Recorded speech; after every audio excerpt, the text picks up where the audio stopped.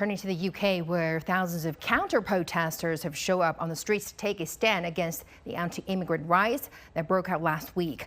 Muslim trade unionists, locals and many others gathered across various cities. Anti-Muslim riots had erupted across the country after false rumors were circulated that an Islamic migrant was behind the fatal stabbing of 3 young girls in northwest England early last week. But the mobs had the rampage through multiple cities in the UK over the past week were nowhere to be seen. Over 400 have been arrested, at least 120 charged nationwide in connection with the disorder. Still, the police presence was heavy in parts of the UK on Wednesday night, and the residents remained wary of possible clashes. Erupted has more. Taking no chances. In Walthamstow, East London, windows were boarded up. On the western side of the city, UK Immigration Help's office in Brentford was closed to visitors. Far from riots in northern England, this building was included on a far-right list of potential targets.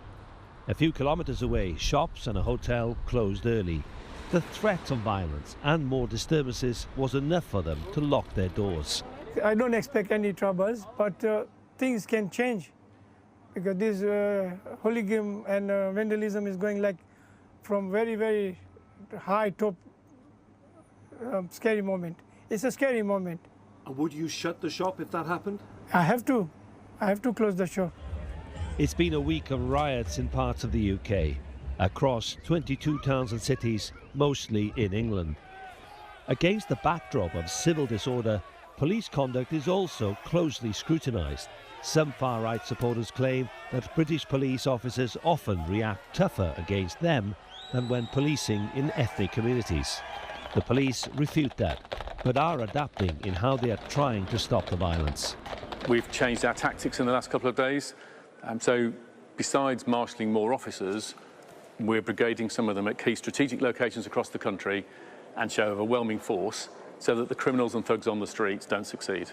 This is the biggest challenge yet for Britain's newly elected government. Its deputy leader visited Rotherham, where a hotel housing migrants and asylum seekers was attacked last weekend. Coming on the streets, throwing missiles at the police, attacking hotels like this one I'm here today is not a legitimate grievance. It's not the way we do politics in this country, and nobody should be condoning that.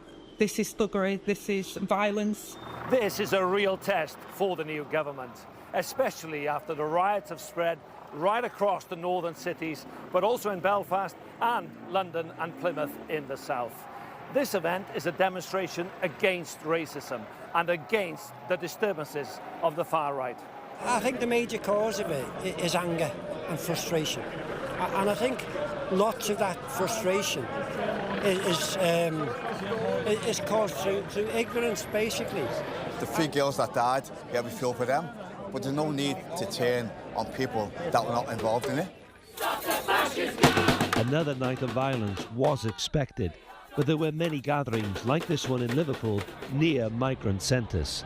The priority for the authorities, however, is to stop all the violence and disorder.